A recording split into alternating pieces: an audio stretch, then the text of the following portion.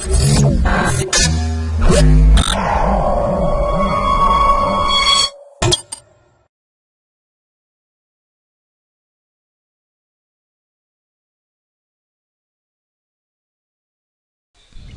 to my projectbazaar.com. Yeah, let us discuss about the delay aware wireless powered communication networks, energy balancing and optimization. Yeah, let us discuss about the abstract of the product. So in a wireless powered communication network where user equipments harvest energy reduce source from an access point and send to the data AP, there exists a near far problem with respect to energy harvesting efficiency due to the user's random allocation. So in this work we introduce the concept of delay aware energy balancing by minimizing the energy transmission delay while taking into the account of issue of unbalanced harvest energy distribution. So in particular we propose an adaptive harvesting then cooperative protocol where sends the data to AP directly or via the UE existing relay in a combination of transmission power and routing topology by matching load and energy distribution in the network, so while minimizing the average transmission delay.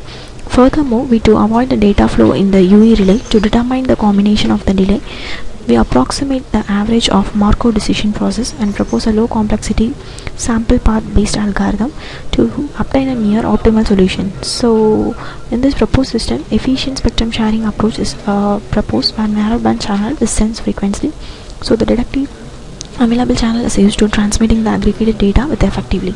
So apply two approaches using wideband sensing based spectrum sharing scheme and a wideband uptrend spectrum optimal sensing time and power allocation strategy are implemented. So finally analysis the ergodic throughput of the system and also to balance the energy distribution while minimizing the transmission delay. Yeah, let us discuss about the flow diagram of the process. So these are the overall flow diagram. So in the system model, first of all the system also in the system model we detecting the probability of detection, so that is PD, and probability of false alarm, so that is a PFA, and then received signal estimation. So these are the system model of the property, and then PWSS scheme, so that is W is a wide spectrum analysis of the process. So in this process we calculating the wide spectrum sensing to how to share the spectrum by using the transmission rate of the process. So again the PWSS scheme is converted into the transmission rate estimation. So in this scheme we calculate the transmission rate by using the wide spectrum sharing by using the equations and to solve the transmission rate estimation, because the transmission rate is important to calculating the spectrum sensing of the process. And then we analyze the total ergodic throughput of the process. So in the total ergodic throughput of the process we calculating by using the transmission rate estimation. So overall the process by using the equation and then we do find the total ergodic throughput, and then we calculating the optimal sensing time and power allocation of the spectrum sharing. So in the optimal sensing time we calculate the power allocation of the process by using the total ergodic throughput. So total ergodic throughput first we calculated and then calculate the optimal sensing time, how much time to spend sensing the total ergodic throughput and to allocate the power channel to all the places.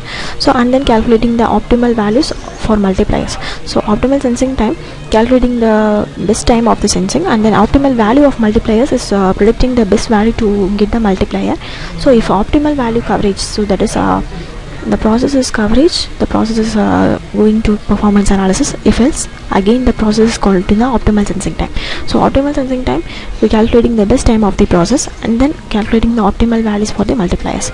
So that is a process to if optimal value of the converge. So if the process is yes, the performance analysis will get if the process is no, the optimal sensing time and power allocation should be. Again the process is completed for the multipliers. So these are the overall flow diagram of the process. Yeah, let us discuss about the running procedure for the product. So click the main file and then run. So there are many outputs related to our flow diagram. So in all the outputs, that is first of all the first figure is denoted by, in this first figure this is the average throughput between the power of average and the throughput bit per second per hertz. So the HTC is a cooperative, so harvest then cooperative and harvest then harvesting. So these are the two approximative value. So this is the throughput of the average throughput calculating by the harvest then cooperative network. So the throughput will be calculated by bits per second and also the hertz of the product. So the next Yeah, so this is the next figure. In this next figure, we calculating the average data rate. So average data rate between the HTC and HTT. So these all the average data rate. So these are the data arrival rate. So up to 10 to 50. So these are the data arrival rate, and then these are the average data queue. So average data queue will be calculated by the data how to following the queue and then get the arrival to the particular destination source. So this is the figure of the average data rate by calculating the average data queue by using the data of arrival rate. Yeah, so this is the next figure. In this next figure, average throughput of the proposed protocol with different relaying schemes. So these are the different relaying scheme between the average throughput of the bits per seconds per hertz. So HTCC OR and PRS1 and PRS2, and then harvest then transmit. So harvest then transmit by calculating our proposed work. So these are our existing method by calculating the different relay scheme. So there are the different relay scheme OR and PRS1 and PRS2. So these are the different relay scheme. So there are two conditions. One is approximative and another one is asymptotic method. So by calculating the average throughput of the average power of the ratio. Yeah, this is the next figure. So this is figure also a PA and average throughput delay between the HTC approximation and then harvest and transmit. So these are also the different relaying scheme between the PA and throughput of the value. So throughput is 0 to up to 1. So this is a 0.9 and 0 to 1. So by calculating the value, approximating PRS1 and harvest and transmit of the product. Yeah, this is the next figure. So DSR, the distance is equal to 3m by calculating the optimal value of tau. So by calculating the tau of the average power by using the HTC, OR and PRS1 and harvest and transmit. So these are the different relaying scheme by calculating the optimal value of tau. So basically our flow diagram calculating the optimal value of tau regarding to the average power by calculating the DSR and different relay scheme also. Yeah, in this figure, average packet drop by calculating the average ratio, energy harvesting ratio, and then packet drop. How many packets are dropped by using the energy harvesting ratio by using the different relaying schemes. So HTC OR and HTC PRS1 and HTC PRS2, and then harvest and energy transfer by using the 10 power 4 by calculating the packet drop rate of the average, calculating the average packet drop of the energy harvesting ratio of the process.